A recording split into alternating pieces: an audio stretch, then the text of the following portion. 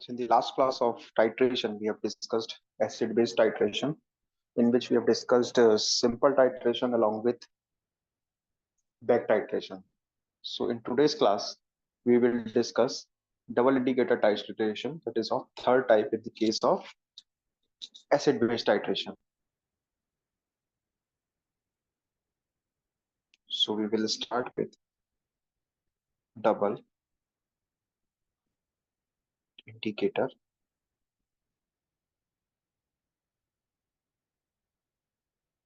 titration. So we are going to start with double indicator titration. So as the name suggests, in this particular type of titration, there are two types of indicators that is used.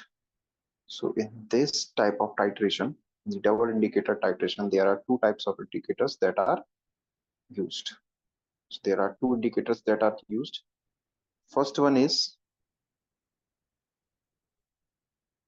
phenolphthalein,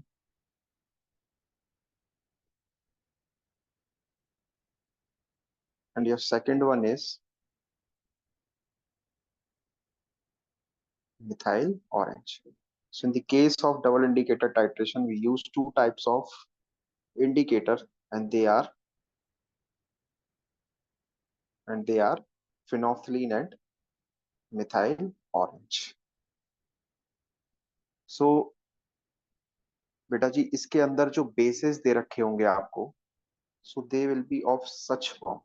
सो जो bases आपको दे रखे होंगे वो कुछ इस तरह से होंगे. So the given type of basis जो होंगे हमारे पास वो कुछ इस तरह से होंगे, जैसे कि दे रखा हो NaOH, जैसे कि दे रखा हो Na2CO3, जैसे कि दे रखा हो क्या NaHCO3.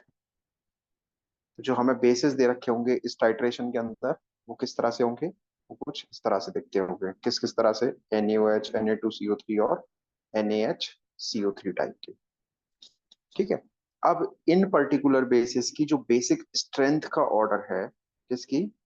इन पर्टिकुलर बेसिस की जो बेसिक स्ट्रेंथ का ऑर्डर है वो ये है कि सबसे ज्यादा बेसिक है NaOH, उससे ज्यादा उसके बाद Na2CO3, और फिर सबसे कम बेसिक जो है वो है NaHCO3. तो डबल इंडिकेटर टाइट्रेशन में आपको कुछ चीजें समझनी है, और जैसे हम समझा रहे हैं कुछ बिल्कुल वैसे ही समझनी है. इसमें अपना दिमाग ज्यादा एक्स्ट्रा लगाना नहीं है. क्या क्या बताया गया कि जैसे कि नाम सजेस्ट कर रहा है डबल इंडिकेटर टाइट्रेशन का, तो इसके अंदर दो तरह के इंडिकेटर्स यूज होंगे. कौन कौन से? एक फिनोफ्थिलीन और दूसरा मिथाइल ऑरेंज. और इसमें जो बेसिस दे रखे होंगे आपको कुछ इस तरह से देखे रखे होंगे. NaOH हो गया, Na2CO3 हो गया, NaSCO3 हो गया. और इनकी जो बेसिक स्ट्रेंथ का ऑर्डर है वो है कि सबसे ज्यादा बेसिक है NaOH, फिर उसके बाद Na2CO3 और लास्ट NaHCO3. सो ये जो ऑर्डर निकल कर आ रहा है ये किसका है? ये ऑर्डर है बेसिक स्ट्रेंथ का. अब किसी भी टाइट्रेशन में आप क्या कराते हैं? एसिड बेस रिएक्शन कराते हैं. किसी भी टाइट्रेशन में आप क्या कराते हैं? एक एसिड बेस रिएक्शन कराते हैं. तो एसिड जाएगा, इन बेसिस को क्या करना स्टार्ट करेगा? न्यूट्रलाइज करना स्टार्ट करेगा. तो गिवन टाइप ऑफ जो बेसिस मैंने आपको दे रखे हैं कौन कौन से हैं? NaOH, Na2CO3, NaHCO3. कौन कौन से हैं? कौन कौन से हैं भाई? NaOH, Na2CO3, NaHCO3. अब जो हमारे पास क्वेश्चन आएगा डबल इंडिकेटर टाइट्रेशन का, उसमें या तो ये तीनों के तीनों ही बेसिस प्रेजेंट होंगे, या तो ये ऑल थ्री प्रेजेंट होंगे, all three basis are present, या फिर क्वेश्चन के अंदर कोई भी दो का कॉम्बिनेशन दे रखा होगा, और any two basis are present, या फिर कोई भी दो बेसिस का क्या दे रखा होगा आपको? कॉम्बिनेशन दे रखा हो. किस तरह से? अगर तीनों हुए तो NaOH plus Na2CO3 plus NaSCO3 तीनों बेसिस हो गए. अब दो के कॉम्बिनेशन क्या बन सकते हैं? या तो क्वेश्चन में दे रखा हो NaOH Na2CO3 है, या क्वेश्चन में दे रखा हो Na2CO3 NaSCO3 है, या क्वेश्चन में दे रखा हो NaOH और NaHCO3 है. तो ये सारी पॉसिबिलिटी हैं जो बन सकती हैं in the questions of double indicator titration. या तो क्या होगा, या तो सारे के सारे तीनों के तीनों बेसिस प्रेजेंट होंगे, या फिर कोई भी दो बेसिस प्रेजेंट होंगे इसके अंदर। ठीक है। तो आपको ये बात समझनी है कि जब भी एसिड जाएगा वो पहले उसको न्यूट्रलाइज करेगा। वो किसको न्यूट्रलाइज करेगा? जो ज्यादा बेसिक है। सो द एसिड, आप लिखिए इस बात को, the acid first neutralises, acid first neutralises that species, that species which is most basic. तो एसिड जाएगा उस स्पीसीज को पहले न्यूट्रलाइज करेगा जो सबसे ज्यादा बेसिक है। तो आपको मैंने अभी तक क्या क्या इंफॉर्मेशन बताई है डबल इंडिकेटर टाइट्रेशन में, कि डबल इंडिकेटर टाइट्रेशन में दो इंडिकेटर्स प्रेजेंट होंगे, पहला फेनोक्सिलीन, दूसरा मिथाइल ऑरेंज, और जो बेसिस प्रेजेंट होंगे वो NaOH, Na2CO3, NaSCO3 टाइप के होंगे। या तो ये तीनों के तीनों प्रेजेंट हो सकते हैं, या फिर इनमें से कोई भी दो प्रेजेंट होंगे। और इनकी बेसिक स्ट्रेंथ का ऑर्डर है NaOH, Na2CO3, NaSCO3। और एसिड जब भी जाएगा तो सबसे पहले उसको न्यूट्रलाइज करेगा जो सबसे ज्यादा बेसिक है। तो कहने का मतलब क्या हुआ कि एसिड अगर आपने डाला तो सबसे पहले किसके पास जाएगा? वो सबसे पहले जाएगा NaOH को न्यूट्रलाइज करना, फिर जाएगा Na2CO3 को न्यूट्रलाइज करना। जब ये दोनों हो जाएंगे तब पहुंचेगा किसके पास? NaHCO3 के पास पहुंचेगा। अब इसमें एक और फैक्ट है जो आपको याद रखना है। वो क्या है? और इस डबल इंडिकेटर टाइट्रेशन का मेरे हिसाब से सबसे इंपॉर्टेंट पॉइंट है, क्या है? कि जो फिनोफ्थलीन है, जो फिनोफ्थलीन है आपका, वो अपना एंड पॉइंट शो करेगा। वो अपना एंड पॉइंट शो करेगा कहाँ पर? Will show its end point at, जैसे ही उसको सॉल्यूशन के अंदर क्या दिख जाए? NaHCO3 दिख जाए, वो अपना क्या कर देगा? एंड पॉइंट शो कर देगा। इन दी सिमिलर मैनर, जो आपका मिथाइल ऑरेंज है, जो आपका मिथाइल ऑरेंज है, that will show its end point. ये अपना एंड पॉइंट कब शो करेगा? ये अपना एंड पॉइंट तब शो करेगा जब इसको सॉल्यूशन में क्या दिख जाए? H2CO3 दिख जाए। तो ये कहानी है किसकी? ये कहानी है भाई किसकी? डबल इंडिकेटर टाइट्रेशन की। क्या क्या कहानी है? कि डबल इंडिकेटर टाइट्रेशन में दो इंडिकेटर्स यूज होंगे, एक फिनोफ्थलीन, एक मिथाइल ऑरेंज। और इसके अंदर बेसिस दे रखे होंगे कुछ इस तरह के होंगे, NaOH हो सकता है, Na2CO3 हो सकता है, NaHCO3 हो सकता है। अगर इस टाइप से मतलब है कि जैसे KOH दे रखा हो, K2CO3 दे रखा हो, KHCO3 दे रखा हो, तो इस तरह के बेसिस आपके सामने क्वेश्चन के अंदर दे रखे होंगे। और एसिड जब भी आप डालेंगे तो वो पहले जाएगा और उस कॉम्पोनेंट को न्यूट्रलाइज करेगा जो सबसे ज्यादा बेसिक है। तो सबसे पहले पहुंचेगा NaOH के पास, इसको कंप्लीटली न्यूट्रलाइज करेगा। फिर पहुंचेगा Na2CO3 के पास, फिर इसको कंप्लीटली न्यूट्रलाइज करेगा। फिर पहुंचेगा NaHCO3 के पास, फिर इसको क्या करेगा? कंप्लीटली न्यूट्रलाइज करेगा। और ये सब जब हो रहा होगा तो अपना जैसे ही सॉल्यूशन में आपको क्या दिखेगा? NaSCO3 दिख गया, टोटल इन टोटलिटी आपको क्या दिख गया? NaSCO3 दिख गया। तुरंत उसी वक्त फिनोक्सिलीन अपना क्या कर देगा? एंड पॉइंट शो कर देगा। जैसे ही आपको सॉल्यूशन के अंदर क्या दिख गया? H2CO3 दिख गया, तो मिथाइल ऑरेंज अपना क्या कर देगा? एंड पॉइंट शो कर देगा। ठीक है। तो हमने जो केसेस बनाए हैं उन्हीं को ही लेकर सॉल्व करने की कोशिश करते हैं और कुछ रिजल्ट्स को निकालने की कोशिश करते हैं। किस तरह से, जरा देखिए कि सबसे पहला केस क्वेश्चन के अंदर क्या हो अगर सारे के सारे बेसिस दे रखे हों। कौन कौन से? If all three basis are given. अगर सारे के सारे बेसिस अगर क्वेश्चन के अंदर है तो उस कंडीशन में हम कैसे चीजों को समझेंगे? कि if all bases are given का मतलब कि NaOH भी है, Na2CO3 भी है, NaHCO3 भी है। अब इनके साथ साथ आपने एक ले लिया क्या? एसिड ले लिया। सपोज करो क्या ले लिया? एसिड ले लिया, जैसे कि एक्वस HCl ले लिया। ये क्या है? एक एसिड है। अब एसिड सबसे पहले किसके पास जाएगा? एसिड सबसे पहले किसके पास जाएगा? सबसे पहले एसिड किसके पास जाएगा?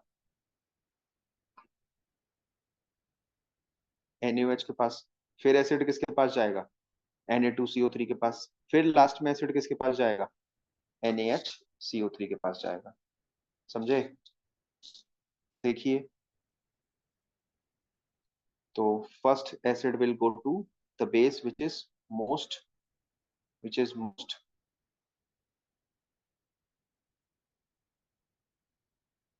First acid will go to that particular base which is most basic. तो सबसे पहले किसके पास पहुंचा, NaOH को न्यूट्रलाइज करेगा। फिर वो पहुंचेगा किसके पास, फिर पहुंचेगा वो Na2CO3 के पास, फिर इसको न्यूट्रलाइज करेगा। फिर पहुंचेगा वो किसके पास, NaSCO3 के पास, फिर इसको क्या करेगा, न्यूट्रलाइज करेगा। तो कुछ इस तरह से कहानी होने वाली है। लेकिन क्या हो जब आप सॉल्यूशन में क्या डाल दें, फिनोल्फथलीन ऐसा इंडिकेटर डाल दें। तो डाल दीजिए, व्हेन फिनोल्फथलीन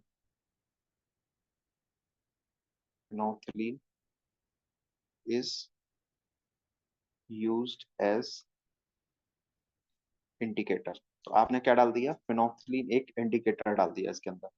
तो जैसे ही आपने फिनोल्फथलीन एक इंडिकेटर डाला तो होगा क्या, बस आप ये याद रखो कि ये जो फिनोल्फथलीन है ये अपना एंड पॉइंट कहाँ शो करता है, NaHCO3 पर। और जो आपका मिथाइल ऑरेंज है वो अपना एंड पॉइंट कहाँ शो करता है, H2CO3 पर।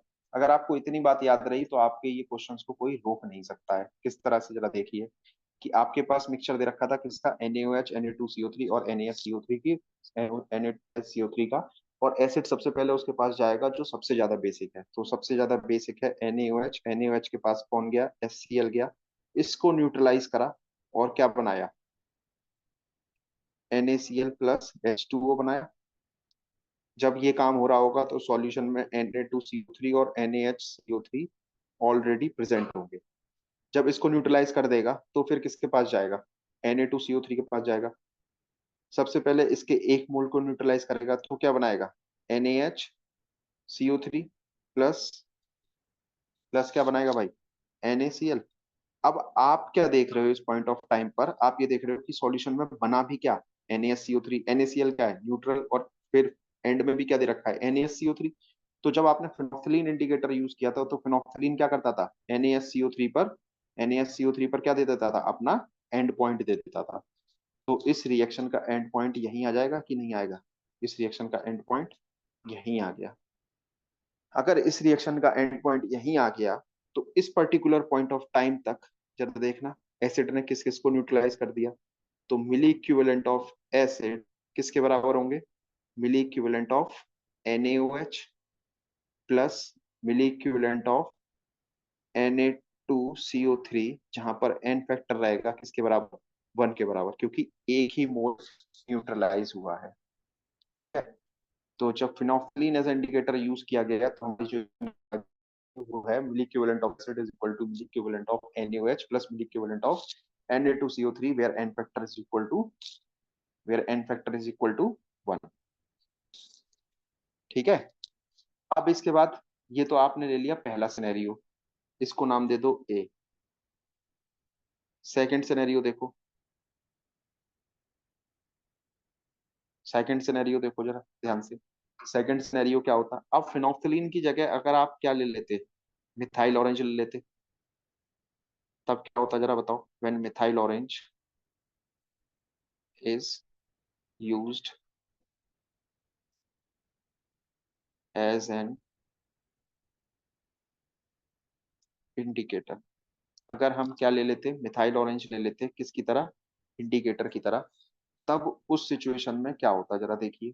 सबसे पहले आपके पास किस किस का मिक्सचर दे रखा है, किस किस का मिक्सचर है भाई, आपके पास मिक्सचर है NaOH का, आपके पास मिक्सचर है Na2CO3 का, आपके पास मिक्सचर है NaHCO3 का।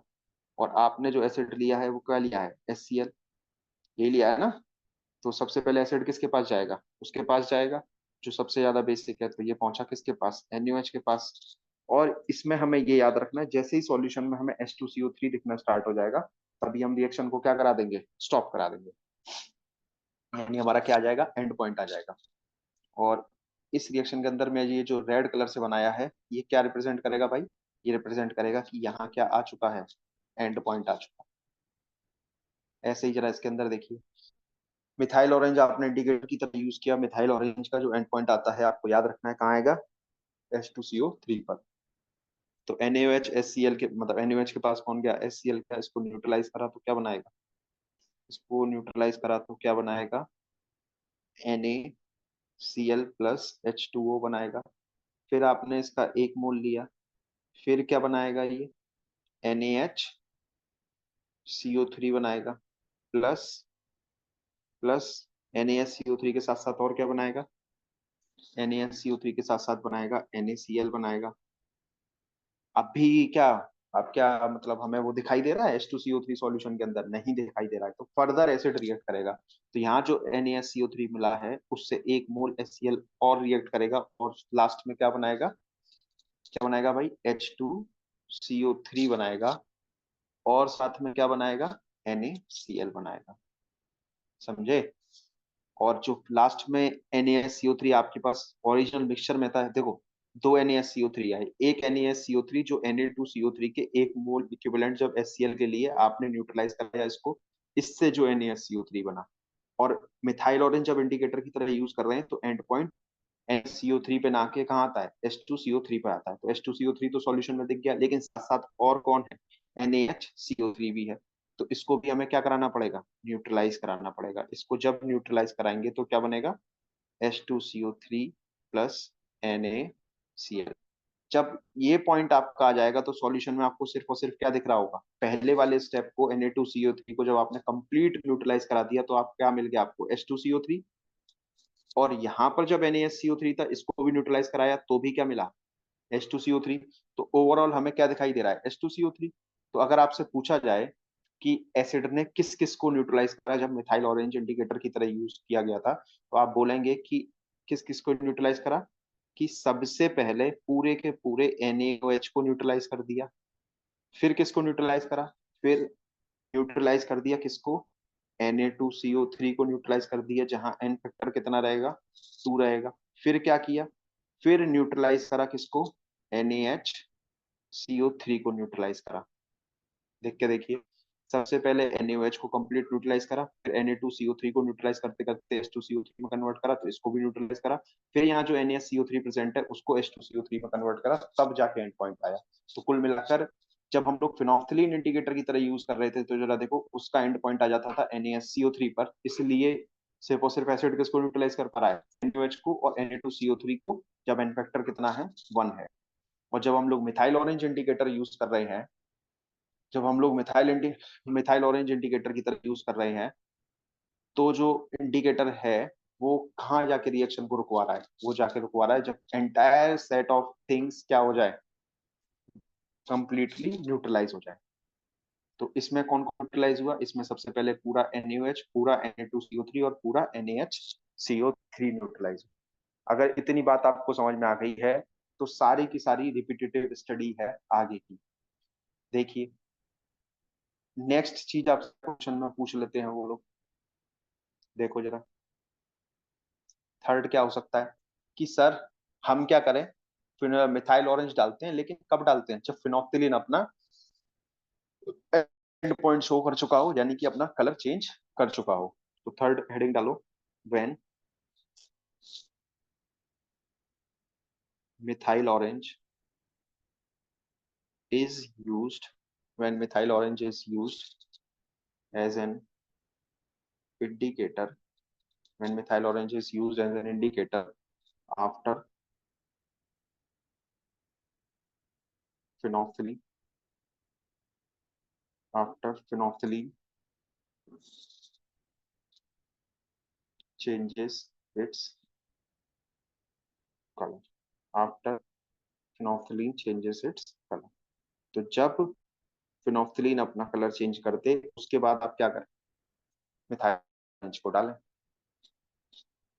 अब मिथाइल ऑरेंज को डाल रहे हैं तो ये याद रखना है कि मिथाइल ऑरेंज जो होता है वो अपना एंड पॉइंट कहाँ शो करता है भाई, जो मिथाइल ऑरेंज होगा वो अपना एंड पॉइंट शो करेगा जब उसको क्या दिखाई दे, H2CO3। हमने मिक्सचर लिया था NaOH का, हमने मिक्सचर लिया था NaOH, Na2CO3 और NaHCO3 का। तो जब हमने फिनोक्सिलीन एज इंडिकेटर यूज किया जैसे कि आप देख रहे हैं, तब तक क्या क्या न्यूट्रलाइज हो चुकी है सॉल्यूशन में, NaOH खत्म है, Na2CO3 खत्म है, कितना, एक इक्विवेलेंट के बराबर। यानी कि सॉल्यूशन में Na2CO3 किस फॉर्म में एग्जिस्ट कर रहा है, NaHCO3 के फॉर्म में एग्जिस्ट कर रहा है, और एक ओरिजिनल NaHCO3 है जो अभी भी अनटच्ड है। तो सॉल्यूशन में बचा हुआ कौन कौन है, एक ये NaHCO3 है और एक ये NaHCO3 है। ये NaSCO3 कहाँ से आया हुआ है? ये NaSCO3 आया हुआ है Na2CO3 से, और ये वाला जो NaSCO3 है ये हमने ओरिजिनल सॉल्यूशन में लिया ही था। ठीक है, तो ये कहानी है। तो अब आपको क्या करना है, देखिए जरा। तो सॉल्यूशन के अंदर कौन कौन बचा था? सॉल्यूशन के अंदर बचा था NaHCO3, जो आया कहाँ से था? इसका सोर्स कौन था? इसका सोर्स था Na2CO3। इसके पास पहुंचेगा कौन? HCl, और इसको न्यूट्रलाइज करेगा तो क्या बनाएगा? इसको न्यूट्रलाइज करेगा तो क्या बनाएगा? H2CO3 बनाएगा, और साथ में NaCl बनाएगा। ठीक है, अब जो सॉल्यूशन के अंदर हमारा फाइनल NaHCO3 था, उसका न्यूट्रलाइजेशन होगा, HCl जाके न्यूट्रलाइज करेगा और क्या बनाएगा? H2CO3 बनाएगा और NaCl बनाएगा। तो फाइनल सॉल्यूशन में सिर्फ और क्या दिख रहा है? H2CO3 H2CO3, तो हमारा क्या आ जाएगा? यहीं पर एंड पॉइंट आ जाएगा। तो इस वक्त तक एसिड ने, जब आपने मिथाइल ऑरेंज को फिनोक्सिलीन को यूज करने के बाद डाला, तब क्या क्या न्यूट्रलाइज हो पाया? तो मिली इक्विवेलेंट ऑफ एसिड उस कंडीशन में होंगे मिली इक्विवेलेंट ऑफ Na2CO3 के बराबर, जहां एन फैक्टर कितना रहेगा? 1, plus milli equivalent of NaHCO3। इसमें ये बात याद रखनी है कि हो सकता है कि आप इसमें कंफ्यूजन क्रिएट करें कि सर यहाँ तो NaHCO3 था, लेकिन ये जो NaHCO3 है बेटा कहाँ से आया है? Na2CO3 से ही आया हुआ है। यानी बेसिकली ये कितना Na2CO3 है? ये Na2CO3 आता है। ठीक है, सो इस तरह से हमें एनालिसिस करनी है जब तीनों के तीनों क्या दे रखे हो? बेसिस दे रखे हो। अब सेकंड केस ऑफ सिनेरियो में तब एनालिसिस करते हैं जब कोई भी दो का मिक्सचर दे रखा हो। when any two bases are present, जब क्या दे रखे हो? कोई भी दो बेसिस दे रखे हो, तो उस कंडीशन में क्या होगा जरा देखो। आपको दे रखा है क्या? NaOH। आपको दे रखा है क्या? Na2CO3। और आपसे बोला गया कि किसको यूज कर लो? ये Na2 का बात है, हमने कौन कौन से ले लिया? NaOH और Na2CO3 ले लिए, और मैं यूज कर रहा हूँ किसको? Phenolphthalein as a indicator use कर रहा हूँ। So I am using phenolphthalein as a indicator, और मैं इनकी रिएक्शन कराता हूँ किसी एसिड, जैसे कि सपोज करो किसके साथ? HCl के साथ। तो होगा क्या? तो NaOH के पास जाएगा कौन? HCl जाएगा, और इसको रखेगा किसमें? NaCl प्लस H2O में। फिर क्या होगा? फिर होगा Na2CO3 आएगा। Na2CO3 के पास कौन जाएगा? HCl जाएगा। पहले इसके एक मोल को न्यूट्रलाइज करेगा तो किस में कन्वर्ट करेगा? NaHCO3 में कन्वर्ट करके, मतलब NaHCO3 में कन्वर्ट करेगा, और साथ में क्या निकलेगा? NaCl। आपको सॉल्यूशन में क्या दिख गया? NaHCO3। जैसे ही NaHCO3 दिख गया, यहीं क्या आ जाएगा? एंड पॉइंट आ जाएगा रिएक्शन का। तो इस पर्टिकुलर पॉइंट ऑफ टाइम पे जो मिली इक्विवेलेंट ऑफ एसिड होंगे, वो किसके बराबर होंगे? मिली इक्विवेलेंट ऑफ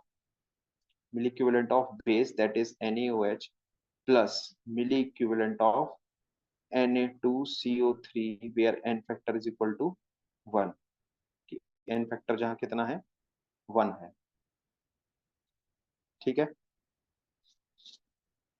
अब ये तो हो गई किसकी बात? ये हो गई सेकंड के फर्स्ट पार्ट की बात। सेकंड पार्ट देखिए, अब अगर यूज करा जाता फिनोक्सिलीन की जगह क्या? मिथाइल ऑरेंज यूज किया जाता। क्या यूज किया जाता फिनोक्सिलीन की जगह? मिथाइल ऑरेंज अगर यूज करते तो क्या होता जरा देखो। मिक्सचर ऑफ बेसिस कौन है? NaOH है, और कौन है? Na2। सेम रिपीटेटिव थिंग है ये सारी की सारी। Na2CO3 है, आपने क्या लिया? HCl लिया। मिथाइल ऑरेंज अपना एंड पॉइंट कहाँ शो करेगा? H2CO3 पे। बस आपको यही याद रखना है।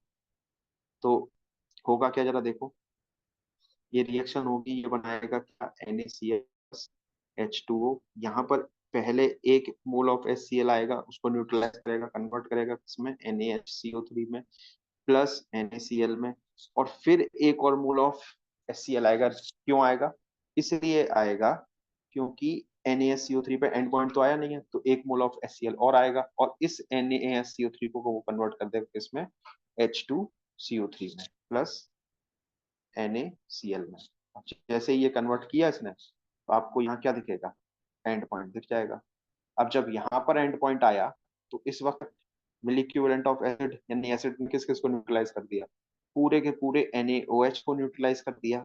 और किसको न्यूट्रलाइज कर दिया?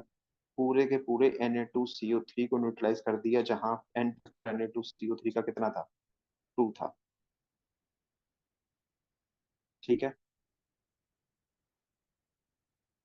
तो आपने mixture of any two basis ले रहे थे। सबसे पहला केस किसका लिया था, आपने केस वन लिया, ये वाला, कि आपने केस वन उठाया क्या, कि NaOH और Na2CO3 का मिक्सचर ले लेते हैं। अब आप क्या करते हैं, सेकंड केस उठाते हैं। खाली यही तो होगा, नहीं और भी हो सकते हैं Ne2 में। तो सेकंड केस क्या उठाते हैं, कि आप अगर सपोज करो लेते मिक्सचर किसका, NaOH और NaHCO3 का मिक्सचर लेते, तब क्या होता, जरा देखिए फिर से। अब बहुत ही आसान काम है, अगर आप अभी तक समझ चुके हैं तो ये आपके लिए कोई भी डिफिकल्ट टास्क नहीं होगा। इसकी रिएक्शन करानी है हमें किसके साथ, एसिड के साथ करानी है। और फर्स्ट सेट ऑफ सिनेरियो में हम क्या करते हैं, हम क्या करते हैं भाई, फिनोक्सिलीन ऐसा इंडिकेटर ले लेते हैं। फिनोक्सिलीन कब एंड पॉइंट शो करता है, जरा याद रखिए, हमेशा फिनोक्सिलीन अपना एंड पॉइंट NaSCO3 पर शो करता है। ठीक है, NaOH है, इसके पास पहुंचेगा HCl, इसको न्यूट्रलाइज करेगा, क्या बनाएगा, NaCl, और साथ में H2O, और सॉल्यूशन में सिर्फ और सिर्फ कौन बचेगा, NaHCO3 ही बचेगा। तो आपका एंड पॉइंट यहीं के यहीं आ चुका होगा। यानी कि इस पॉइंट ऑफ टाइम तक एसिड ने किस किस को न्यूट्रलाइज करा, एसिड ने न्यूट्रलाइज करा सिर्फ और सिर्फ बेटा किसको, NaOH को। तो ये छोटी छोटी बातें हैं जो आपको क्या करनी है, अपने दिमाग में रखनी।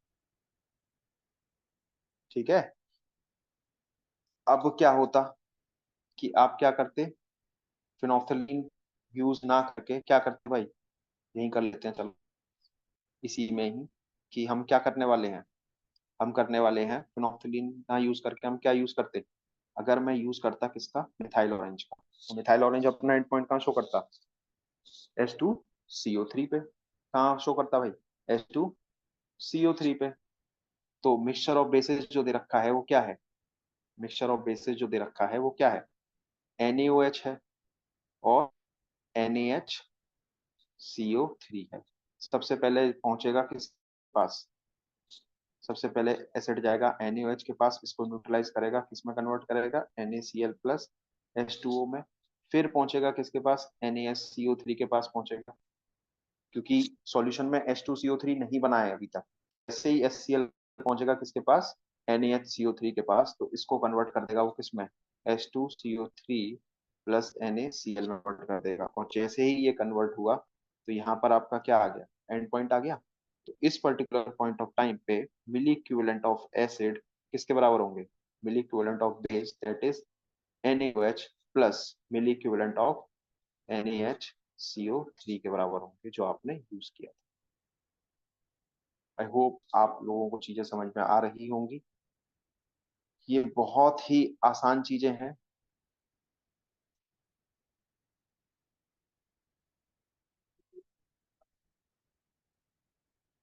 तो केस सेकंड हमने लिया NaOH और NaSCO3 का मिक्सचर। नेक्स्ट केस देखिए, case number three. Next case देखिए, case number three. Case number three में क्या करना है आपको,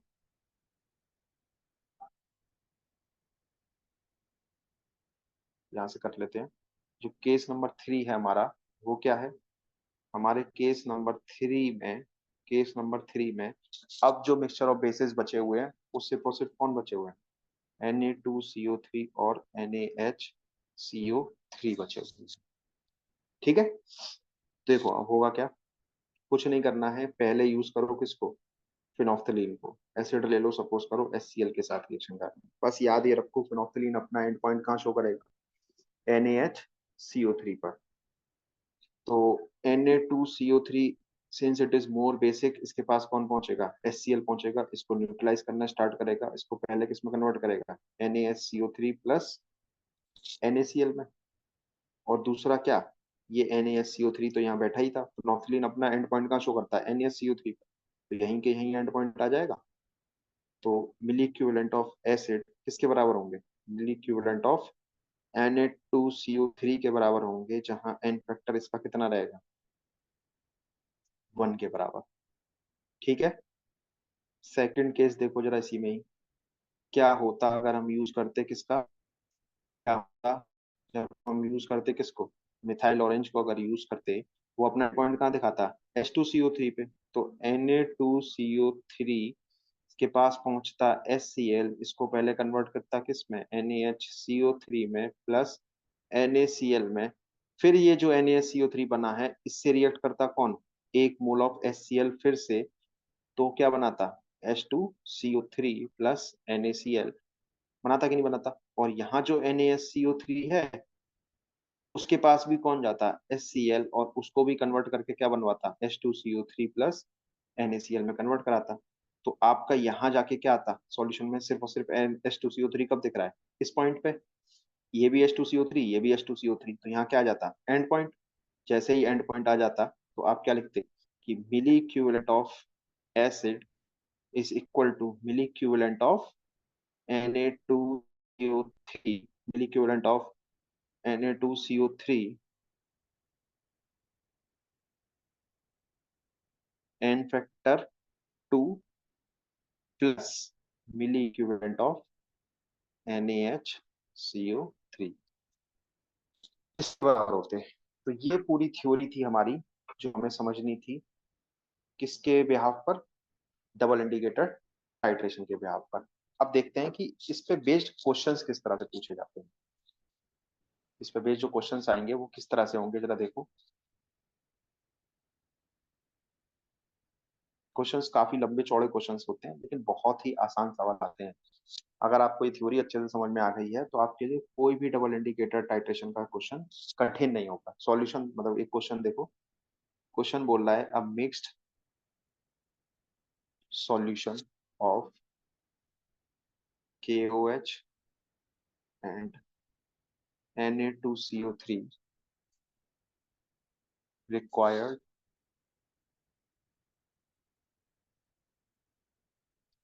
20 ml of required 20 ml of N by 20 HCl solution when titrated with when titrated with phenolphthalein.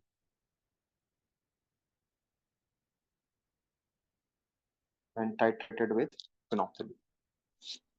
But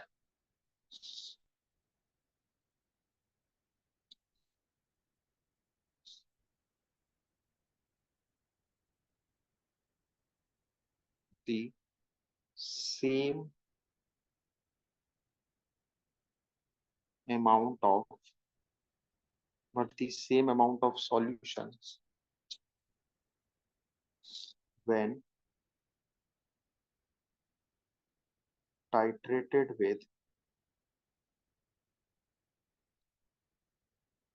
methyl orange, when titrated with methyl orange is an indicator, an indicator when same set of solution is titrated with methyl orange as indicator, required 30 ml of required 30 ml of acid. Calculate the amount of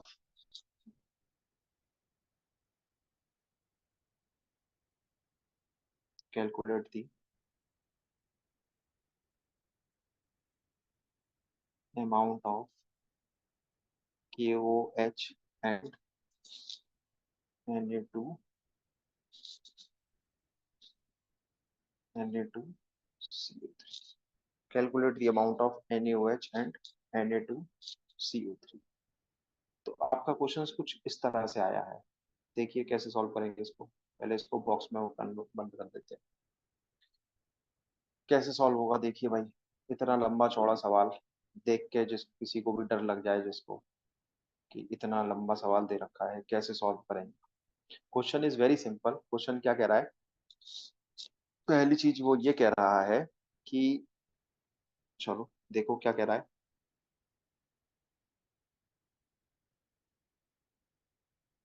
solution देखिए कैसे solve करेंगे इस तरह के question को। पहली चीज तो वो ये कह रहा है कि KOH और Na2CO3 क्या है, आपके बेसेस हैं।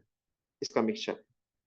अब इस मिक्सचर को रिक्वायरमेंट होती है 20 ml ऑफ, इस मिक्सचर को रिक्वायरमेंट होती है 20 ml ऑफ N/20 SCl की। किसकी रिक्वायरमेंट होती है? 20 ml ऑफ N/20 SCl की। जब आप किसको यूज करते हैं? जब आप यूज करते हैं फिनोक्सिलिन एज इंडिकेटर। और सेम सॉल्यूशन को रिक्वायरमेंट होती है किसकी? 30 ml ऑफ एसिड की, 30 ml ऑफ एसिड की, सेम एसिड यानी कि N/20 SCl की। जब आप क्या यूज करते हैं? Methyl orange as indicator use करते हैं। तो ये आपका हो गया केस वन, और ये हो गया आपका केस टू। केस वन क्या कह रहा है बेटा? केस वन ये कह रहा है कि KOH और Na2CO3 के सॉल्यूशन को रिक्वायरमेंट है 20 ml ऑफ N/20 SCl की जब फिनोक्सिलिन इंडिकेटर यूज किया जाए। सेम KOH और Na2CO3 के सॉल्यूशन को रिक्वायरमेंट है 30 ml ऑफ N/20 SCl की जब मिथाइल ऑरेंज जैसा इंडिकेटर यूज किया जाए। तो आप कुछ नहीं, फटाफट से इनकी इक्वेशंस लिखिए किस तरह से। इसमें आपको याद क्या रहना चाहिए? इसमें आपको ये याद रखना चाहिए कि मिथाइल ऑरेंज और फिनोल अपने एंड पॉइंट शो कहाँ पर करते हैं। तो जरा देखो, पहले केस वन को ही सॉल्व करते हैं और यहाँ से acid base equation, equivalence equation निकालने की कोशिश करते हैं। तो दे रखा था KOH, इसके पास कौन पहुंचता? HCl पहुंचता। इसको किस में कन्वर्ट करता? KCl प्लस H2O में कन्वर्ट करता। फिर क्या दे रखा था? Na2CO3, इसके पास कौन पहुंचता? HCl पहुंचता। किस में कन्वर्ट करता? NaHCO3 में कन्वर्ट करता। और साथ में, और साथ में क्या निकलता? NaCl निकलता। ठीक है। अब यहीं पर एंड पॉइंट आ जाता। रीजन इज कि NaCO3 दिखने लग गया सॉल्यूशन में, और फिनोक्सिलिन आपने इंडिकेटर यूज किया था। पहले केस में किसको यूज किया है? फिनोक्सिलिन एज इंडिकेटर यूज किया, तो यही एंड पॉइंट आ जाता। तो हमारी इक्वेशन क्या निकल कर आती? हमारी इक्वेशन निकल कर आती, milli equivalent of acid will be equivalent to milli equivalent of KOH plus milli equivalent of Na2CO3 where n factor is equal to 1। इस इक्वेशन में हमें कोई भी दिक्कत नहीं होनी चाहिए, और हमें है भी नहीं। ठीक है। अब इस इक्वेशन के ब्याह पे मैं क्या करता? अब मैं इस इक्वेशन के ब्याह पे वैल्यूज को सब्स्टिट्यूट करना स्टार्ट करता। 20 ml ऑफ N/20 SCl दे रखा है, 20 ml ऑफ N/20 SCl दे रखा है, 20 ml ऑफ N/20 SCl दे रखा है। इसका मतलब कि नंबर ऑफ इक्विवेलेंट्स किसके बराबर होंगे? 20 × 1/20, यानी कि number of equivalent of acid कितने निकल कर आए? 1 is equal to milli equivalent of KOH plus milli equivalent of Na2CO3 where n factor is equal to 1। इसी के बराबर होंगे। इसको इक्वेशन नंबर बना लो 1। इसको क्या बना लो? इक्वेशन नंबर 1, कि 1 is equal to milli equivalent of KOH plus milli equivalent of Na2CO3 where n factor is equal to 1। Second देखो, सेकंड केस अगर आप देखते तो सेकंड केस में आपको क्या दिखता? कि सेम सेट ऑफ इक्वेशन जब हम यूज करते, किसका? मिथाइल ऑरेंज का यूज करते। KOH दे रखा है, Na2CO3 दे रखा है, इसकी रिएक्शन कराएं किसके साथ? इसकी HCl के साथ, इसकी भी HCl के साथ। तो KOH जाके पहले न्यूट्रलाइज करेगा किसको? HCl को। क्या बनाएगा? KCl plus H2O। यहाँ से क्या बनेगा? NaHCO3 plus NaCl। लेकिन मिथाइल ऑरेंज अपना एंड पॉइंट कहाँ शो करता है? H2CO3 पे। तो फिर से फर्दर रिएक्शन होगी, फिर से फर्दर रिएक्शन होगी, तो क्या बनेगा? फिर एक मोल ऑफ HCl और आएगा, इसको कन्वर्ट करेगा किस में? H2CO3 में। प्लस H2CO3 किस में कन्वर्ट करेगा भाई? H2CO3 में कन्वर्ट करेगा। और साथ में क्या बनेगा? साथ में बनेगा, साथ में क्या बनेगा? देखो जरा यहाँ पर, साथ में क्या बनता था? साथ में बनता था H2CO3 के साथ NaCl। तो H2CO3 प्लस NaCl बन। जैसे ही ये काम हो गया, वैसे ही यहाँ क्या आ जाएगा? एंड पॉइंट आ जाएगा। और एंड पॉइंट आ गया, तो एसिड ने किस किस को न्यूट्रलाइज करा? Milli equivalent of acid will be equal to milli equivalent of KOH plus milli equivalent of Na2CO3 where n factor will be equal to 2। यही होगा। तो ये हमारी एसिड बेस इक्वेशन निकल कर आई इक्विवेलेंस पॉइंट पर। अब जरा इसके करस्पॉन्डिंग वैल्यूज को सब्स्टिट्यूट करके देखें तो क्या पता चलेगा? देखिए जरा। मिली इक्विवेलेंट ऑफ एसिड कितने होंगे? 30 ml N/20 HCl। तो 30 into 1/20 is equal to milli equivalent of KOH plus milli equivalent of Na2CO3 where N factor is 2। तो ये वैल्यू निकल कर आएगी 1.5। किसके बराबर? 1.5 is equal to milli equivalent of KOH plus milli equivalent of Na2CO3 where N factor is 2। तो इस equation को नाम दो आप इक्वेशन नंबर 2, इस इक्वेशन को नाम दो आप इक्वेशन नंबर 2।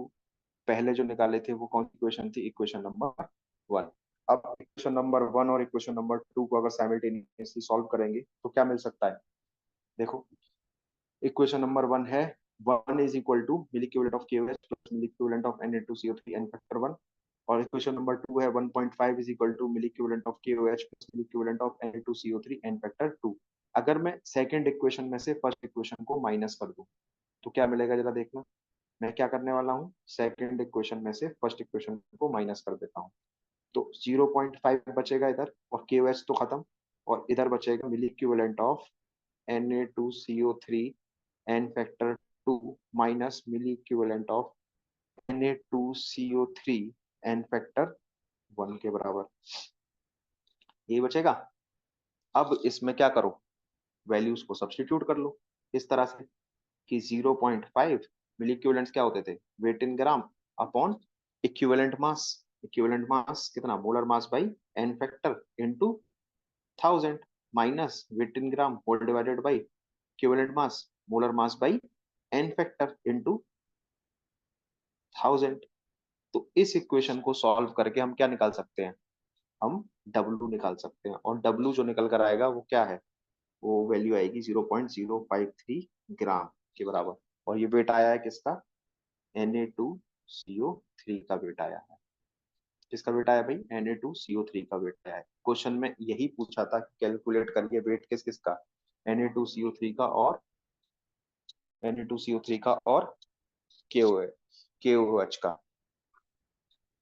अब क्या करो, इस वेट के करस्पॉन्डिंग, इस वेट के करस्पॉन्डिंग जरा मिली इक्विवेलेंट्स निकालना। क्या करना भाई? इस वेट के corresponding milli equivalents of Na2CO3 निकालो जब एन फैक्टर दे रखा हो कितना? 2 के बराबर। कैसे निकालोगे? तो weight in gram 0.053 whole divided by molar mass 106/2 into 1000। तो यहाँ से जो मिली इक्विवेलेंट्स निकल कर आएंगे वो निकल आएंगे किसके बराबर? 1 के बराबर। किसके बराबर निकल आए? 1 के बराबर। So from equation number 2 milli equivalents of KOH कितने हो जाएंगे? 1.5 माइनस 1 दैट इज 0.5 के बराबर। अब ये इतने निकल आए तो weight upon equivalent mass of KOH 56/1 into 1000 is equal to किसके बराबर? 0.5 के बराबर। तो यहाँ से वेट निकल कर आएगा कितना? 0.028 ग्राम ऑफ KOH। तो आपने दोनों का कैलकुलेट कर लिया by using these two simple equations. तो इस तरह से डबल इंटीग्रेटेड टाइट्रेशन के क्वेश्चंस को आपको क्या करना है?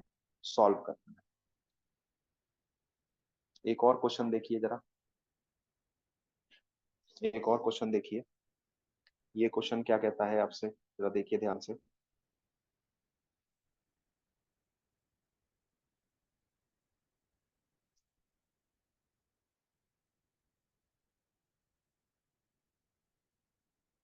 A solution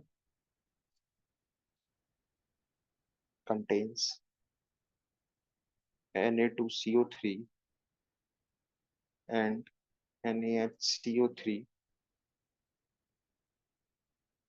20 ml of this solution, 20 ml of this solution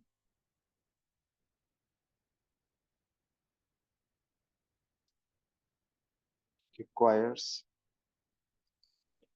5 ml of 0.1 molar H2SO4 for neutralization, for neutralization using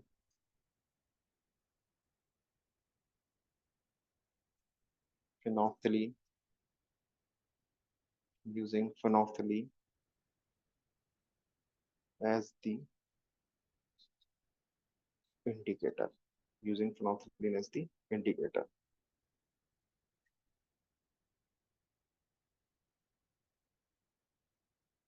Methyl orange is then added. Methyl orange is then added when a further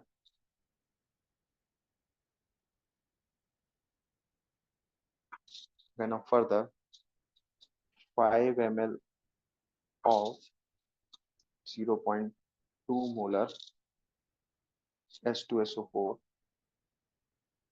was required. Calculate the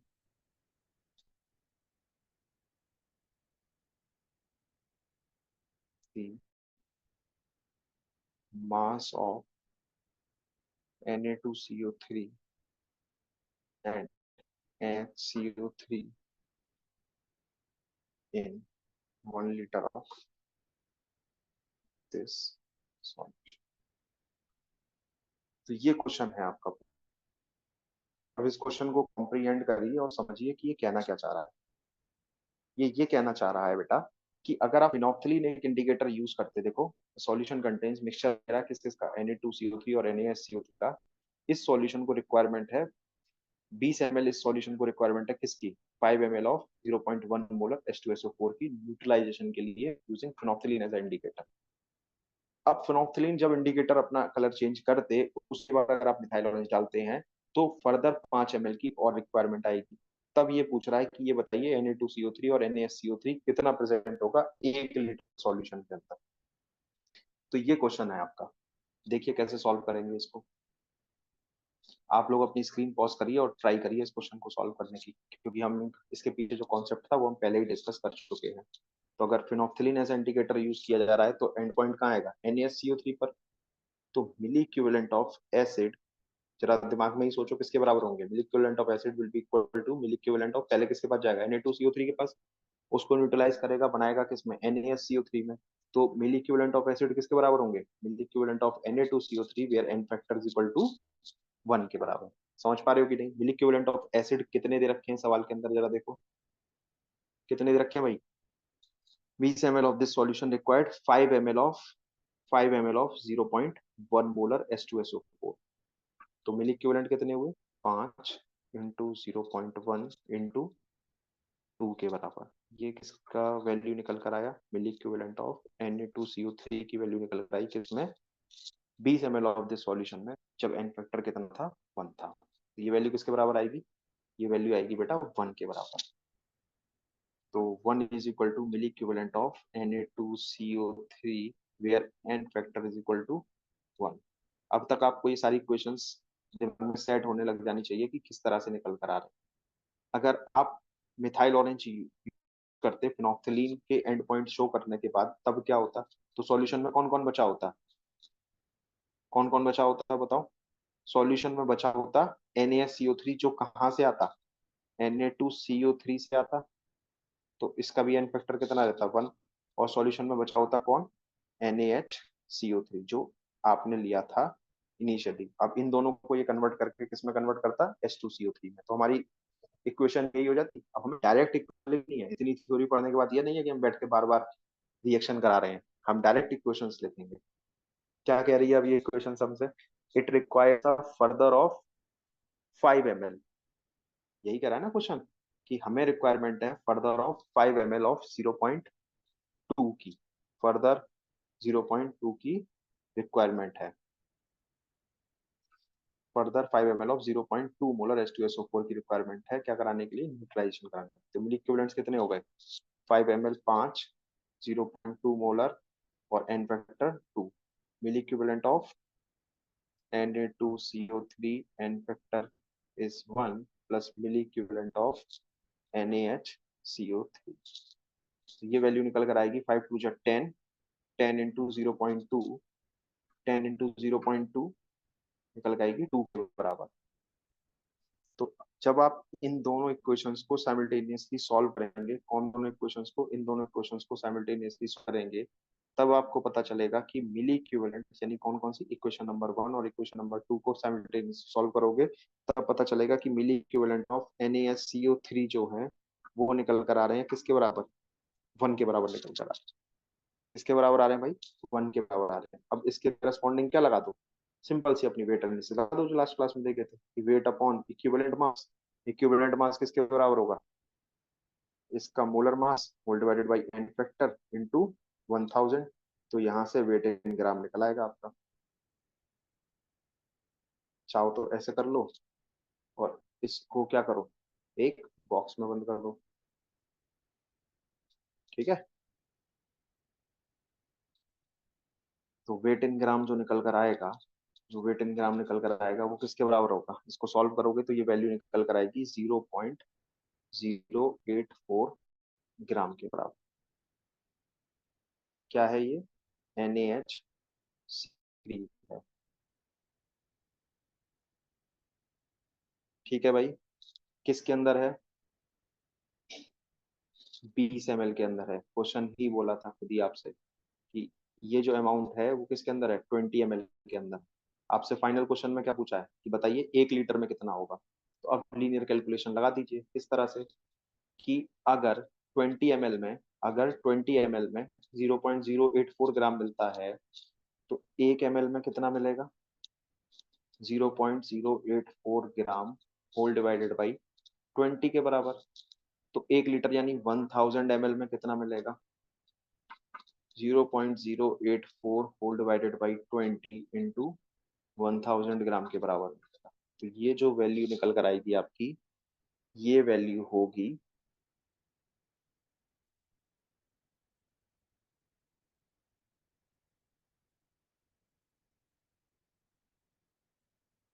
4.8 ग्राम पर litre के बराबर।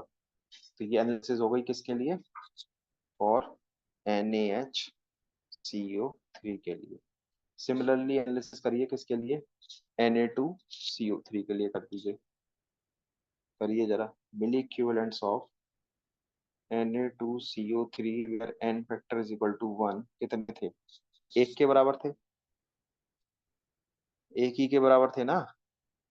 तो जरा solve करो इसको, 1 is equal to weight upon equivalent mass यानी 106 whole divided by 1 into 1000। तो यहाँ से जो वेट निकल कर आया वो निकल कर आएगा 0.106 ग्राम के बराबर। वेट जो निकल कर आया वो 0.106 ग्राम के बराबर। और ये जो वेट निकल कर आया किसके अंदर है, ये वेट है आपका 20 ml के अंदर। तो 1 लीटर के अंदर कितना होगा, इसके लिए जब 1 लीटर के लिए एनालिसिस करोगे तो ये निकल के आएगी वैल्यू 5.3 ग्राम पर लीटर। तो आपके आंसर्स आ गए यहाँ से, क्या क्या आंसर्स हैं जरा देखिए। पहला सेकंड आंसर है कि 5.6 ग्राम पर लीटर, 5.6 ग्राम पर लीटर। किसके लिए बेटा, ये वैल्यू निकल कर आ रही है Na2CO3 के लिए। और दूसरा क्या निकल कर आया आंसर, दूसरा आंसर निकल कर आया है 4.8 ग्राम लीटर, किसके लिए, NaHCO3 के लिए। So these are your answers. सो इसके साथ आपका डबल इंडिकेटर टाइट्रेशन हमारी तरफ से होता है समाप्त। नेक्स्ट देखते हैं रिडॉक्स टाइट्रेशन। और रिडॉक्स टाइट्रेशन समझने से पहले छोटी सी एक छोटी सी चीज है जो हमें समझनी होगी, वो क्या है, लॉ ऑफ इक्विवेलेंस। क्या है भाई, law of equivalence. Law of equivalence को समझते हैं कि ये लॉ ऑफ इक्विवेलेंस है क्या। लॉ ऑफ इक्विवेलेंस कहती है when two or more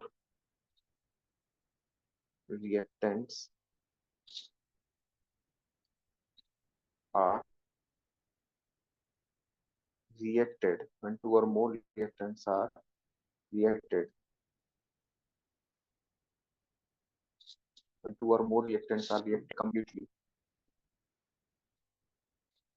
in a reaction when two or more reactants are reacted completely in a reaction, then their number of then their number of equivalents are also equal। ये कहने का मतलब है कि कोई भी दो रिएक्टेंट हैं, रिएक्टेंट ए रिएक्टेंट बी, अगर ये दोनों कंबाइन करके कंप्लीटली रिएक्ट कर जा रहे हैं, तो अगर ये दोनों कंप्लीटली रिएक्ट कर जाएंगे तो इनके सर्टेनली नंबर ऑफ इक्विवेलेंट्स भी क्या रहेंगे, इक्वल रहेंगे। क्या रहेंगे भाई, नंबर ऑफ इक्विवेलेंट्स इक्वल रहेंगे।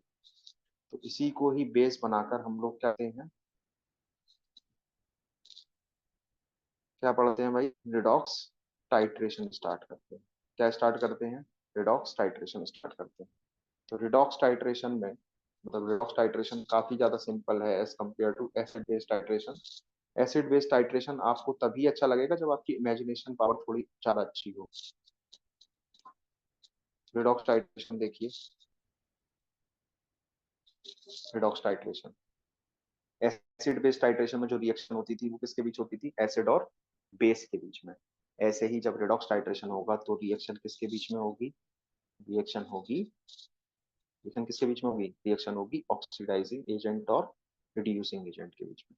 सो over here reaction between oxidizing reaction between oxidizing agent and reducing agent takes place। सो यहाँ पर जो रिएक्शन है वो किस किस के बीच में है, ऑक्सीडाइजिंग एजेंट और रिड्यूसिंग एजेंट के बीच में। ठीक है। पहला टाइप ऑफ टाइट्रेशन जो इसमें हमें पढ़ना होता है वो होता है टाइट्रेशन यूजिंग KMnO4। पहला टाइट्रेशन जो हमें पढ़ना होता है वो होता है टाइट्रेशन यूजिंग KMnO4। देखो जरा,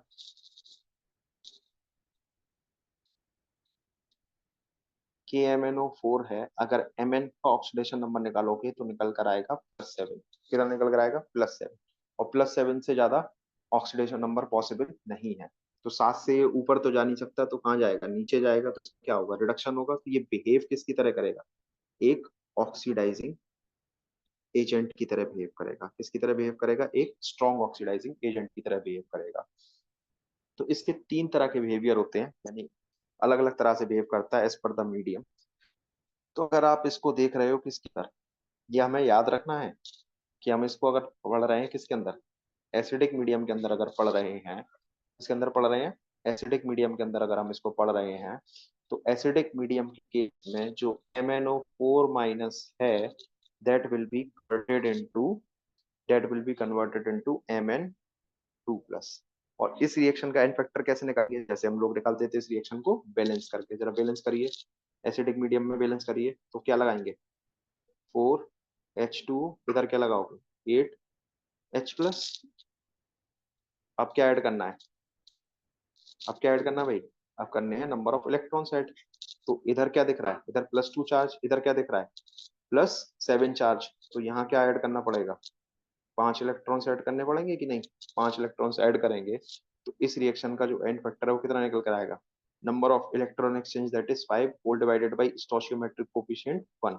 तो एंड फैक्टर इस रिएक्शन का निकल कर आ रहा है, इन the case of this particular reaction and factor निकल कर आ रहा है कितना, 5। जब MnO4 minus is converted into Mn2 plus.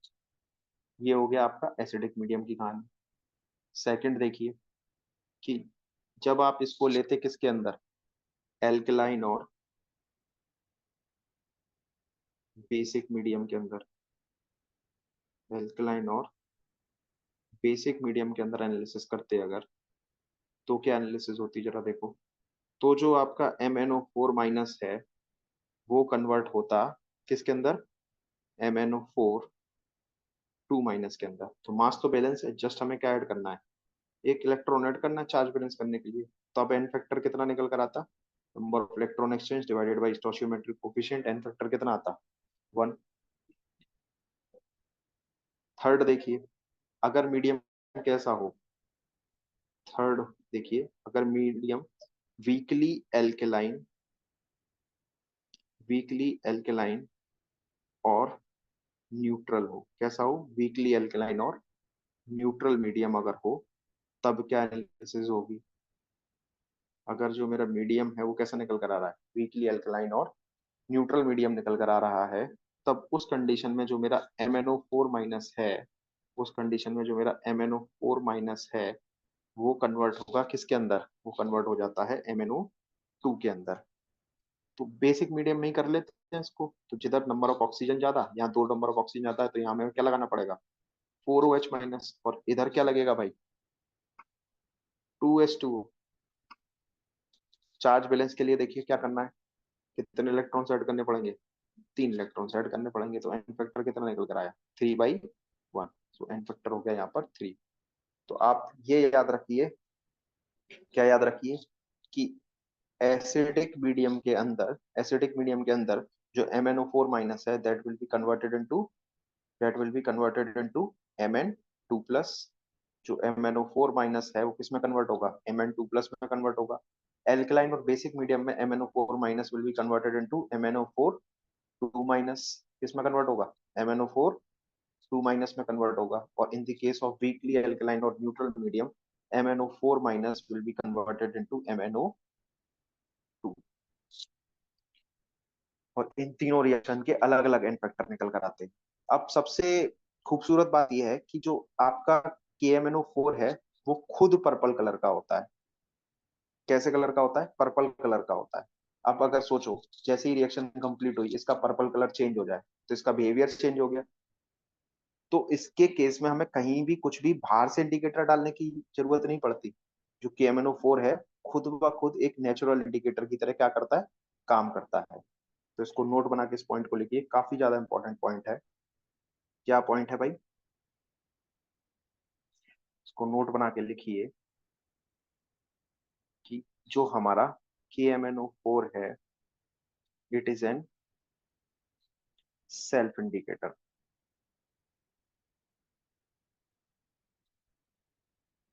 किस तरह से सेल्फ इंडिकेटर है ये, इसका जो पर्पल कलर है, इट्स पर्पल कलर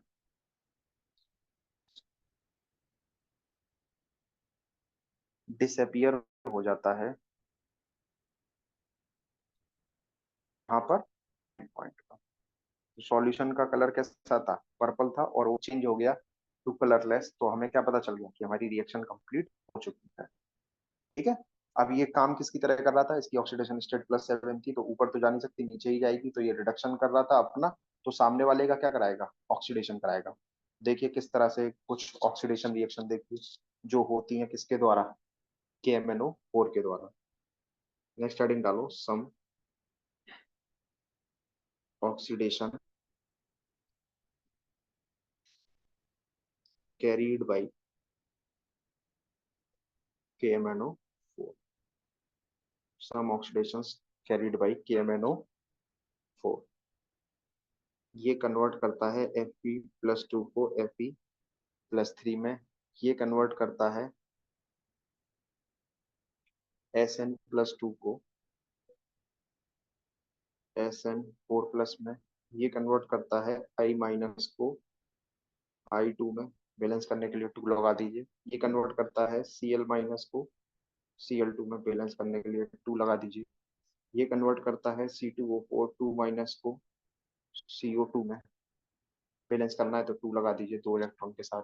ये कन्वर्ट करता है NO2- को किस में, NO3- में। ये कन्वर्ट करता है H2S को सल्फर में। ये कन्वर्ट करता है SO3 2- को SO3 2- को SO4 2- में। ये कन्वर्ट करता है ASO3 3- को इसके अंदर ASO4 का। तो ये कुछ ऑक्सीडेशन रिएक्शन है जो होती हैं किसके द्वारा, एस होती हैं किसके द्वारा, KMnO4 के द्वारा।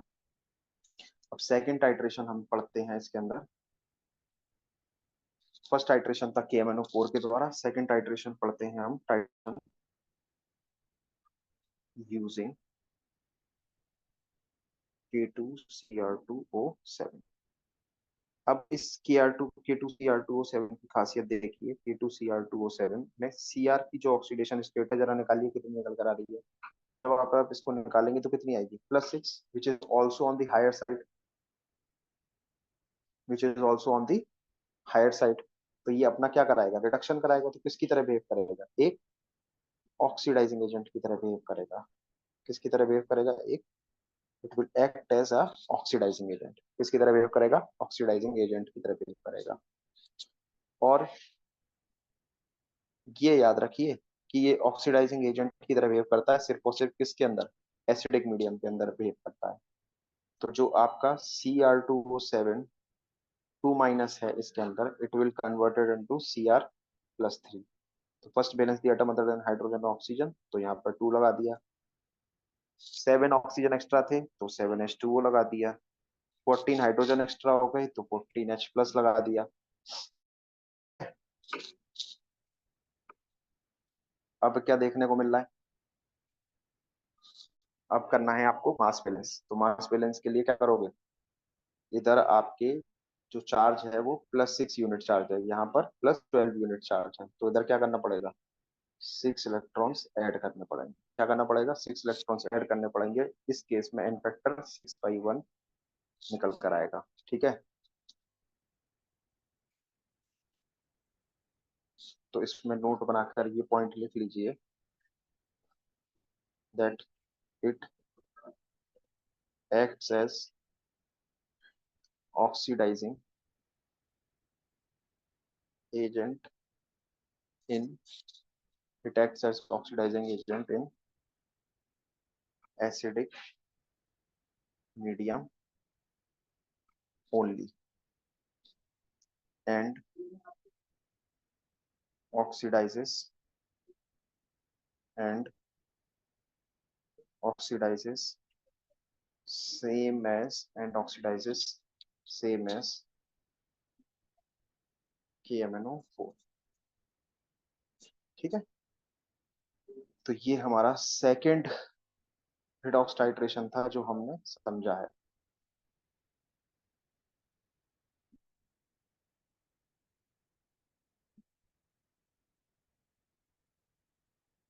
थर्ड देखिए,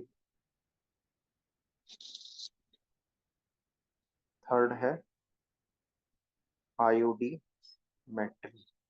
क्या है भाई थर्ड, आयोडीमेट्री।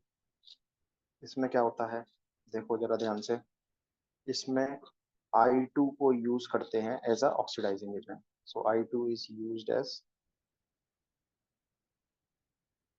Oxidising agent. किसको यूज करते हैं, I2 को यूज करते हैं ऑक्सीडाइजिंग एजेंट की तरह। I2 कन्वर्ट हो जाता है किसमें, I- में। तो रिएक्शन बैलेंस करनी है तो ये, तो यहाँ क्या लगाने पड़ेंगे, 2 इलेक्ट्रॉन्स। तो इस रिएक्शन का जो एंड फैक्टर निकल कर आएगा विद रिस्पेक्ट टू I2 निकल कर आएगा कितना, number of electron exchange divided by stoichiometric coefficient, that is 2:1। अब इसके बाद आता है आपका फोर्थ, आयोडीमेट्री के बाद आयोडोमेट्री। क्या आता है भाई, आयोडोमेट्री आता है। अब इस आयोडोमेट्री में क्या है, ध्यान से समझिए कि इसमें एक पूरा प्रोसेस है। इसमें एक ऑक्सीडाइजिंग एजेंट जो कैसा होगा, अननोन कंपाउंड होगा।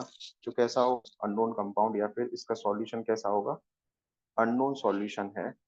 उसकी रिएक्शन कराई जाती है किसके साथ, Ki के साथ, जिसको हम लेते हैं किसमें, एक्सेस में लेते हैं। तो यहाँ से एक चीज तो कंफर्म है, क्या बनेगी, I2 लिबरेट होगी, आयोडीन गैस लिबरेट होगी, और साथ में एस पर दी ऑक्सीडाइजिंग एजेंट जो अननोन कंपाउंड है और कुछ भी बनेगा। अब यहाँ से जो आयोडीन गैस यहाँ जो लिबरेट हुई है, इस आयोडीन गैस की रिएक्शन कराएंगे किसके साथ, इसकी रिएक्शन कराई जाती है Na2S2O3 के साथ। इसको बोलते हैं हम हाइपो या फिर स्टैंडर्ड सॉल्यूशन, और इसका नाम होता है सोडियम थायोसल्फेट। और इसी का ही नाम होता है क्या, सोडियम थायोसल्फेट। सल्फेट। तो क्वेश्चन के अंदर अगर सोडियम थायोसल्फेट दे रखा है, हाइपो दे रखा है, स्टैंडर्ड सॉल्यूशन दे रखा है, तो इन सबका मतलब क्या होगा, सेम होगा। तो यहाँ से जो आयोडीन लिबरेट हुई उसकी रिएक्शन कराई गई किसके साथ, सोडियम थायोसल्फेट के साथ। तो ये बना देती है क्या, Na प्लस Na2S4O6। ये क्या है, इसका नाम होता है सोडियम टेट्रा थायोनेट। इसका नाम क्या होता है भाई, सोडियम टेट्रा थायोनेट। ठीक है। देखिए जरा, कुछ कुछ छोटी छोटी चीजें हैं जो याद रखनी है इसके अंदर। Na2S2O3 जो है, कौन है, Na2S2O3 जो है, उसका स्ट्रक्चर कुछ इस तरह से दिखेगा।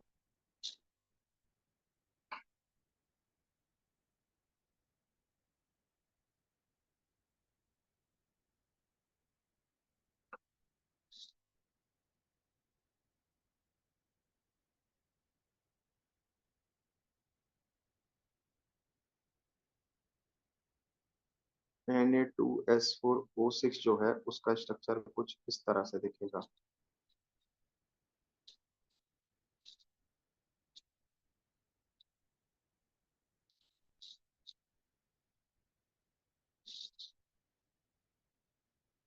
अब ये जो S2O3 2 है, ये सेकंड रिएक्शन में कन्वर्ट हो रहा है किसके अंदर, S4O6 2 के अंदर। जब मास बैलेंस करोगे तो क्या, टू लगाओगे, टू लगाओ कि नहीं, टू लगाओगे तो यहाँ कितने इलेक्ट्रॉन्स ऐड करने पड़ेंगे, दो इलेक्ट्रॉन्स ऐड करने पड़ेंगे। ये रिएक्शन बहुत इंपॉर्टेंट है। इस रिएक्शन से आपको क्या पता चल जाएगा, एन फैक्टर पता चल जाएगा किसका, S2O3 2 का। वो कितना निकल कर आएगा, number of electron exchange 2 divided by stoichiometric coefficient भी 2, विच इज इक्वल टू 1। तो n factor of S2O3 2 will be 1। कितना आया, एक के बराबर। कितना आ रहा है भाई, 1 के बराबर आ रहा है। इसको बॉक्स में बंद कर लीजिए। ऐसे ही एन फैक्टर ऑफ, ऐसे ही एन फैक्टर ऑफ S4O6 2 कितना आएगा, number of electron exchange divided by stoichiometric coefficient 1। तो n factor of S4O6 2 will be equal to 2। ठीक है। तो एन फैक्टर ऑफ S2O3 2 निकल कर आता है 1। एन फैक्टर इसका निकल कर आएगा 2 के बराबर। क्वेश्चन देखिए कि इस पर क्वेश्चन किस तरह से बनेगा। क्वेश्चन देखिए जरा, नेक्स्ट पेज पे लिख देते हैं कि 10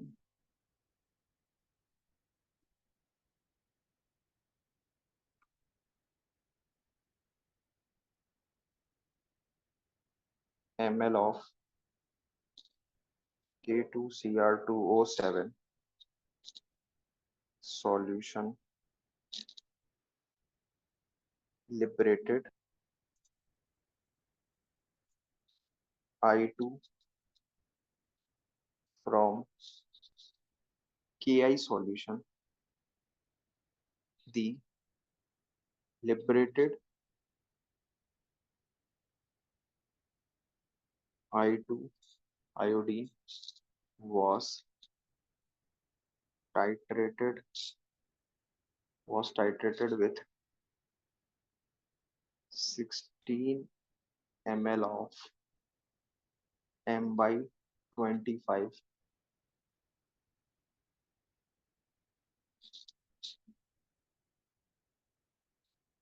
Na2S2O3. Calculate the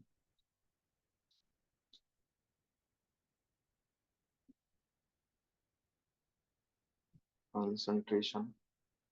Calculate the concentration of K2Cr2O7 solution in ग्राम पर लीटर। तो ये सवाल है आपके लिए, कैसे सॉल्व करेंगे।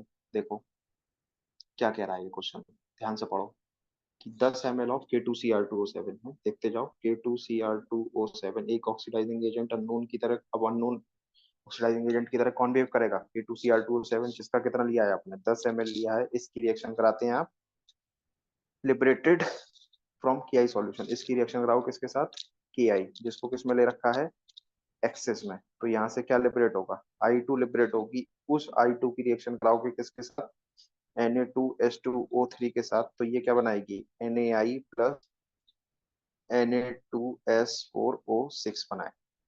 तो देखो इस रिएक्शन में जितना ये कंज्यूम होगा, यानी इसके जितने इक्विवेलेंट्स होंगे उतने ही इक्विवेलेंट्स, जितने इसके इक्विवेलेंट्स कंज्यूम होंगे उतने ही इक्विवेलेंट्स इसके क्या होंगे फॉर्म होंगे, और जितने इसके इक्विवेलेंट फॉर्म होंगे वो इक्विवेलेंट्स यहाँ आ गए, तो इसके जितने इक्विवेलेंट्स रिएक्ट करेंगे उतने इक्विवेलेंट्स किसके होंगे Na2S2O3 के होंगे, और जितने इक्विवेलेंट्स इसके रिएक्ट करेंगे उतने ही इक्विवेलेंट्स किसके बनेंगे Na2S4O6 के बनेंगे, किसके बनेंगे Na2S4O6 के बनेंगे। तो क्या बोला,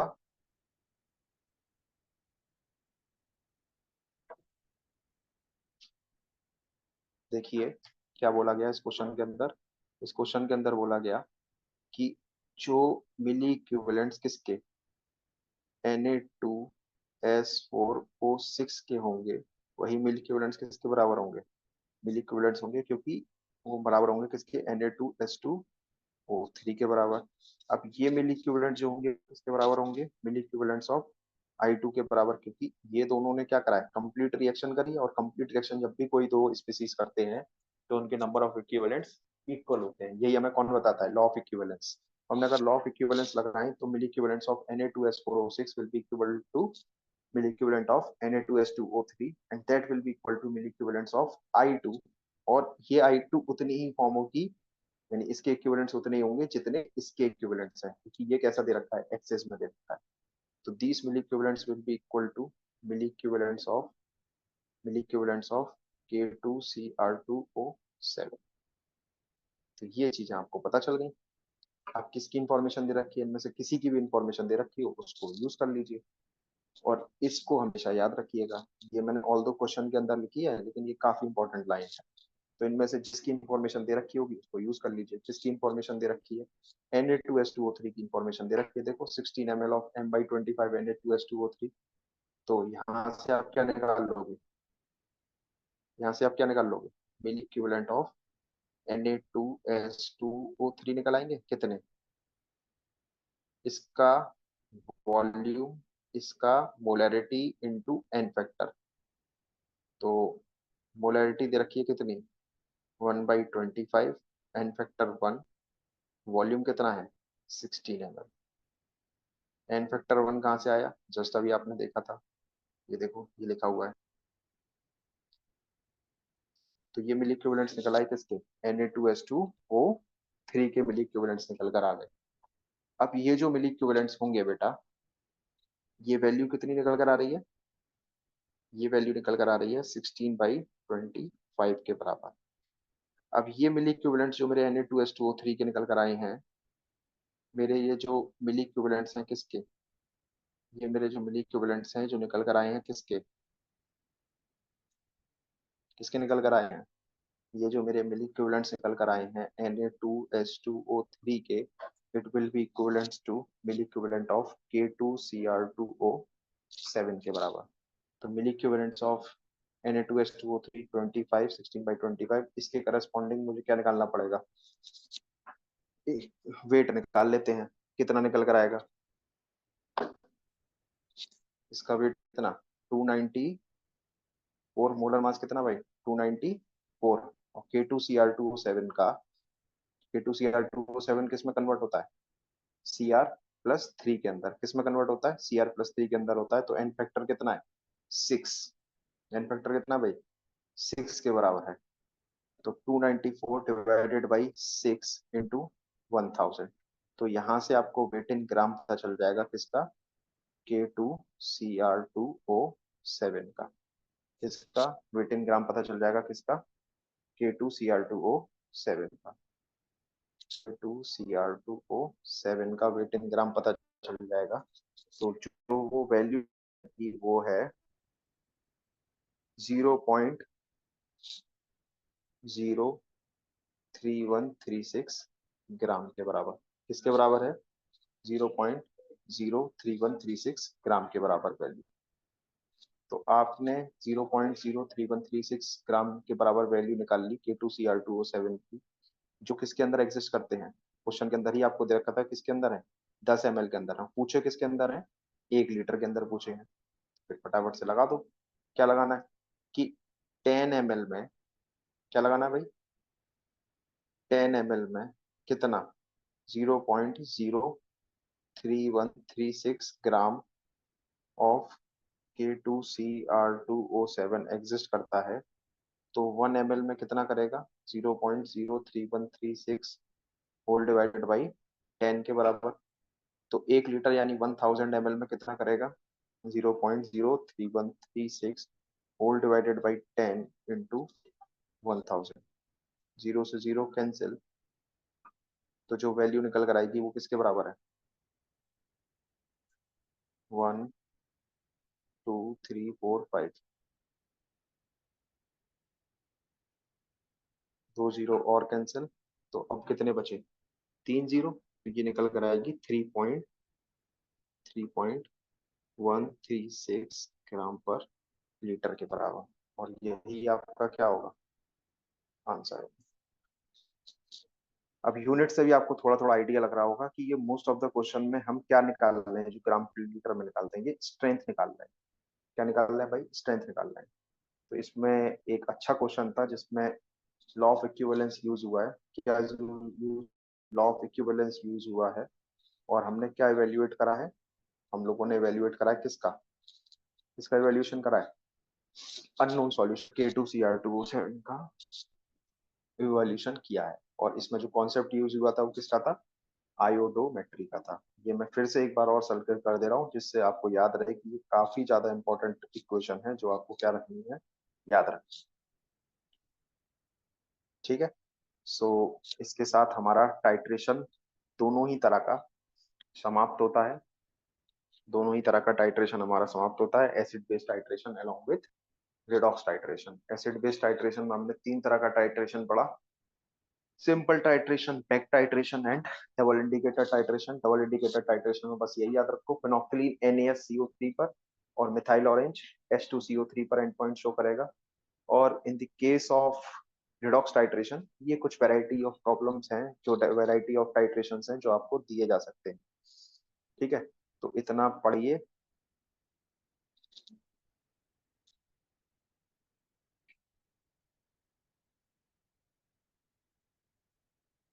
so thank you very much.